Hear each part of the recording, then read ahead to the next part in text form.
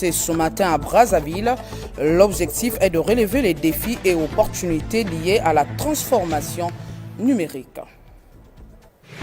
Lutte contre la corruption, l'opération de déclaration des conflits d'intérêts a effectivement démarré ce matin à Brazzaville. Au premier jour de cette opération lancée par le président de la HALC, plusieurs hauts cadres et hautes autorités ont fait leur déclaration avant de recevoir leur récépissé. C'est tout pour les titres. Nous ouvrons ce journal. Depuis plus de 2 ans, le gouvernement, en collaboration avec les populations de plusieurs départements du Congo, est en train de mettre en valeur des terres à travers sa politique de création des zones agricoles protégées, ZAP en sigle. La ZAP d'Inoni-Falaise, qui est la plus grande sur le territoire national, a été visitée aujourd'hui par le président de la République, Denis Sassou Nguesso. Un reportage signé Maria Ibarra. À environ 170 km au nord de Brazzaville, se développe depuis septembre 2023 la zone agricole protégée d'Inoni-Falaise. Cette ZAP qui s'étend à perte de vue couvre une superficie de 431 hectares. Pour constater de visu la matérialisation de cette vision qui lui est chère, le président de la République, Denis Sassou Nguesso, a effectué ce jeudi 18 avril 2024 le déplacement du village Inoni-Falaise dans la sous-préfecture de Ngabé, département du Pôle.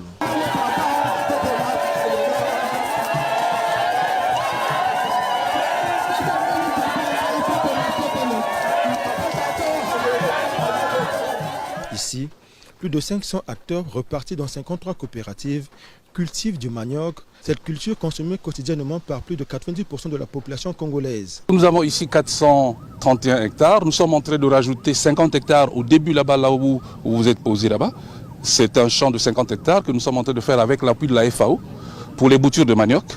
Et nous envisageons également de rajouter 200 hectares, 100 à gauche, 100 à droite, parce que ce site a la particularité de se focaliser sur le manioc.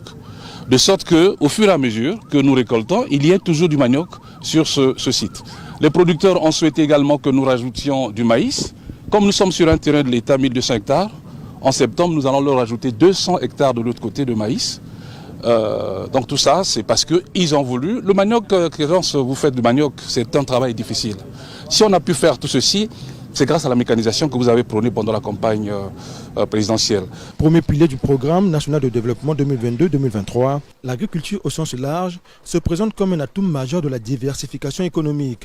Le chef de l'État, lors de cette visite, n'a pas manqué de rappeler aux populations l'importance de la mise en valeur des terres et a invité la couche juvénile à s'investir davantage dans ce secteur porteur d'espoir. Et nous, en tant que jeunes, ça nous soulage parce que les jeunes ne sont plus considérés comme avant, c'est au chômage.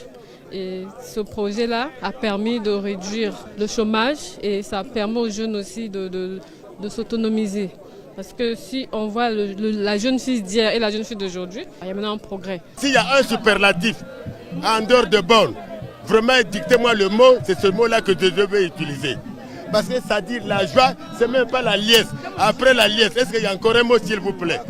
S'il y a un mot, dictez-moi-le pour que je l'utilise parce que c'est une grande joie et c'est un événement jamais vécu à Inoni-Falaise. C'est le premier. Jamais vous ne trouverez pas des étendues énormes où on a planté du manioc dans le pays. Cette visite de près de 2 heures de la zone agricole protégée d'Inoni-Falaise par le chef de l'État laisse entrevoir des lendemains meilleurs pour le secteur agricole au Congo. Après la ZAP d'Inoni-Falaise, le président de la République s'est rendu à Kounzoulou, toujours dans la sous-préfecture de Ngabé, où il a visité le centre agro-industriel propriété de l'église Kimbangiste. Le chef de l'État y a planté du soja et quelques boutures de manioc pour marquer son soutien à ce projet qui contribue à la lutte contre la dépendance alimentaire au Congo. Alain, bienvenue au Bardi. Le projet agro-industriel de Kounzoulou, une initiative de la fondation Papa Simon Kimbangu, se développe sur une superficie de 1500 hectares dans le district de Ngabé. Lancé en 1983, ce projet a été relancé en 2022 après un accord signé avec le gouvernement congolais. L'église Kimbangiste y a entrepris une vaste production de riz, d'haricots, d'arachides, de manioc et de soja pour un total de 8132 tonnes déjà en cours de commercialisation.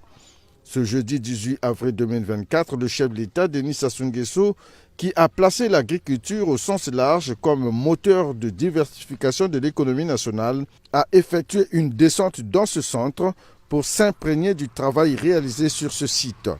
Une visite qui intègre la volonté du président de la République, Denis Sassou Nguesso, de soutenir toute initiative, soit-elle publique ou privée, qui concourt à réduire la dépendance alimentaire du Congo.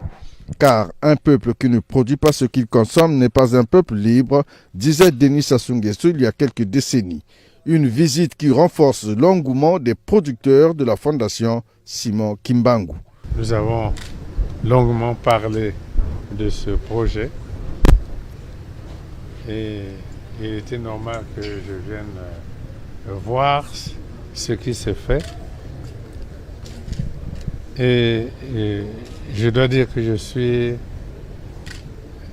très heureux de constater les résultats du travail des kimbanguistes, pas seulement des kimbanguistes du Congo, mais des kimbanguistes du monde entier qui soutiennent ce projet. Et je suis venu pour d'abord constater et ensuite féliciter les producteurs et les dirigeants. Nous avons vu ici de grandes productions de riz, de manioc, de soja, d'arachide, grande production. Et je voudrais donc féliciter les producteurs et leurs dirigeants.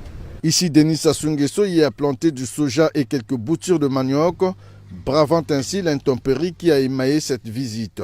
Ainsi, le chef de l'État encourage d'autres communautés à s'investir dans les activités agropastorales en République du Congo. C'est un bel exemple qu'une communauté donne à l'ensemble du pays. Communauté religieuse, ça peut aussi être n'importe quelle autre communauté. Les gens qui avec beaucoup de volonté se mettent ensemble pour produire.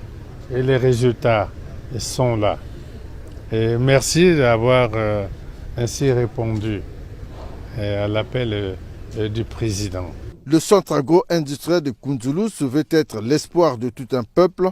C'est ainsi que les fidèles de l'église kimbanguiste qui travaillent sur ce site ont salué à l'arrivée comme à son départ le chef de l'État qui a promis apporter un soutien complémentaire à l'essor de ce centre agro-industriel. Le gouvernement qui a déjà installé un réseau de téléphonie mobile à Kounzoulou entend également apporter d'autres solutions aux préoccupations quotidiennes des populations de cette contrée, notamment par l'aménagement de la voie d'accès au site. Denis Sassou Nguesso. Kounzoulou peut attendre du gouvernement la solution aux problèmes prioritaires qui ont été posés. D'abord, il fallait relié par le téléphone. Kounzoulou, au reste du pays, je crois que le gouvernement a tout mis en œuvre pour implanter une antenne. Et je crois que vous communiquez maintenant avec le reste du pays. Le gouvernement doit tout mettre en œuvre pour améliorer l'état de la route qui relie Kounzoulou au Ziba, une soixantaine de kilomètres. Et le Premier ministre est là et avec son ministre de l'entretien routier, ils sont à pied d'œuvre pour désenclaver. C'est un bassin de production ici, Kounzoulou. Et donc ce bassin de production doit être désenclavé, doit être relié à la route nationale numéro 2. Et puisque il y a activité, il y a des populations, certainement se posant naturellement des problèmes de santé, le gouvernement ne peut pas être indifférent. Et il y a des enfants ici, vous avez des enfants qui doivent aussi aller à l'école. Le gouvernement ne peut pas être indifférent devant des questions d'éducation.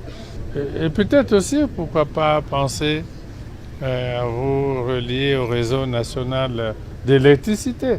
Parce que vous parlez d'agro-industrie, mais il n'y aura pas véritablement d'agro-industrie s'il n'y a pas l'énergie.